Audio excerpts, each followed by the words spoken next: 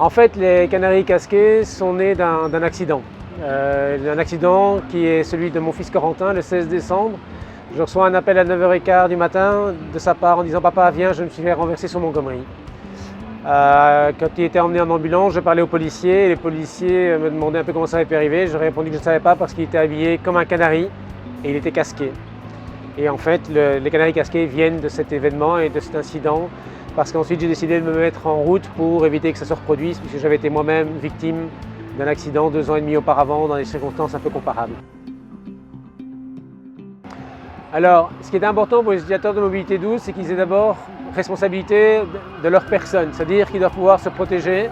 Donc, se protéger la tête, un cerveau ne se répare pas. Pouvoir être visible, donc porter une chasuble et se faire entendre, comme on entend là actuellement les sirènes, pour qu'ils puissent avoir leur place dans le trafic d'une manière responsable, d'une manière sécurisée et qui permettent à ce moment-là à tout le monde aussi de se déplacer dans une forme de fluidité et de courtoisie qu'on ne trouve pas forcément aujourd'hui. Au-delà des 3 règles de base qu'on a édictées de se faire voir ou de se faire entendre ou de se protéger, on a également défini une série d'autres règles que nous proposons, mais qui sont quand même des choses assez importantes, comme le respect du code de la route, comme la courtoisie que l'on doit avoir sur l'espace public, ou encore le soin que l'on va apporter à son matériel, qui est également important. C'est vraiment prendre sa propre protection en main.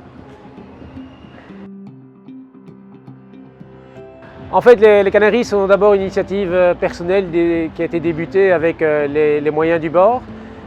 J'ai la chance d'être entouré d'une super équipe, mais avec des moyens relativement limités. D'ici 1 an, j'aimerais bien que l'on puisse obtenir des subsides ou des moyens, des fonds qui nous permettent en fait d'avoir l'ambition de nos moyens, ou les moyens de nos ambitions plutôt. C'est-à-dire qu'on voudrait en fait que les canaris casqués deviennent les bobs de la mobilité douce.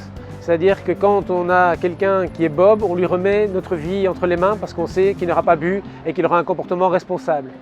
Eh bien, les canaris casqués, c'est la même chose, sauf que bob, c'est nous-mêmes. C'est-à-dire que nous remettons nous-mêmes notre vie entre nos mains et donc nous devons avoir une responsabilité par rapport à ça.